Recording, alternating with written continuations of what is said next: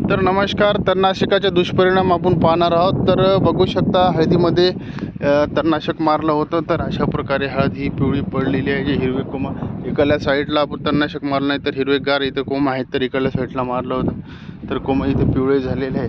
तर तणनाशक मारताना आपण एकतर 7-8 दिवस झाल्यावर ओलावा असल्यावर तरच मारावं, नाहीतर मारू नये. याचे दुष्परिणाम आपल्याला पाहायला भेटू शकतात. तुम्हाला व्हिडिओच्या माध्यमातून लक्षात येत असेल की हे हळदीवर अपायकारक ठरू शकतात. आणि याचे हे पण गोळा झालेले आहेत, त्याचे पानं वगैरे पण गोळा झाले.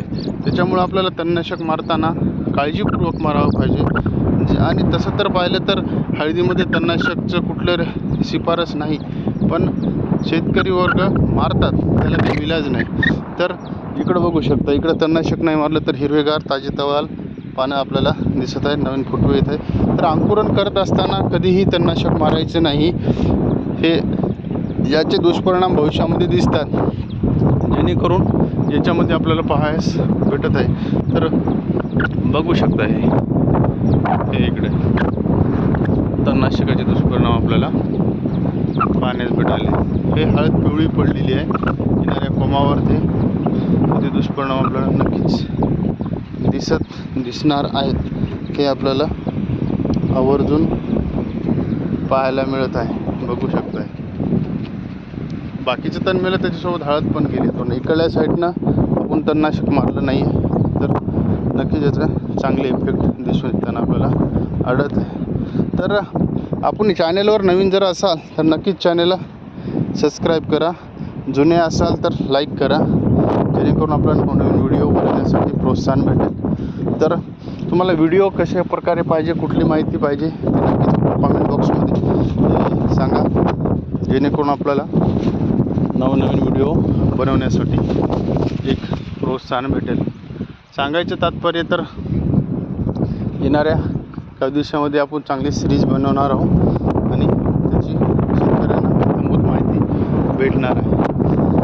खरं तर या भागामध्ये आपल्याला बारीक फुलकं दिसत आहे, दुधी वगैरे. तर येणाऱ्या काळामध्ये आपण याचं ड्रिंचिंग करून घेणार आहोत. याचा फायदा आपल्याला भविष्यात होणार.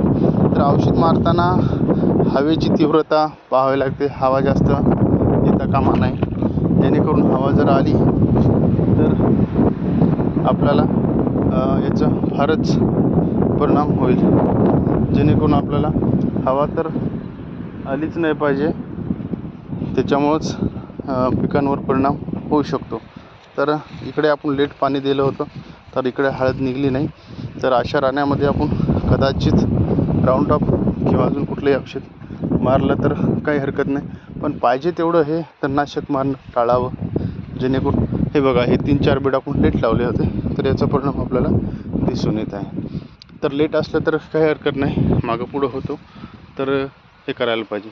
तर तणनाशक मारताना कोणी राऊंडअप मारते, मॅक्स मारते, हे मारते, तर याचा दुष्परिणाम थोडे बहुत प्रमाणात होते. पण हे तण वाढण्यापेक्षा शेतकऱ्यांनी हा पर्याय निवडलेला आहे. तर जेणेकरून तण मारताना शिफारस तर तशी कुठलीच नाही, पण शेतकरी तुम्ही मारलं म्हणून मी मारतो, मी मारलं म्हणून तुम्ही मारता. तर आपली छोटी जर हळदीचं लागवड असेल तर घरीच नक्कीच त्याला हे करणं पाहिजे. हे केना वगैरे हे आता हे काढल्यानंतर वावराच्या बाहेर काढणं गरजेचं असतं. तर हे जर नाही काढलं वावराच्या बाहेर, तर हे झुपकेच्या झुपके तयार होतात. हे याला म्हणजे आजार आमर असल्यासारखं असतं ते. तर व्हिडिओ कसा वाटला नक्कीच सांगा. चॅनलला लाईक करा, शेअर करा, सबस्क्राईब करा. नवनवीन व्हिडिओ आपण बनवत असताना आपल्याला प्रोत्साहन मिळणं गरजेचं आहे.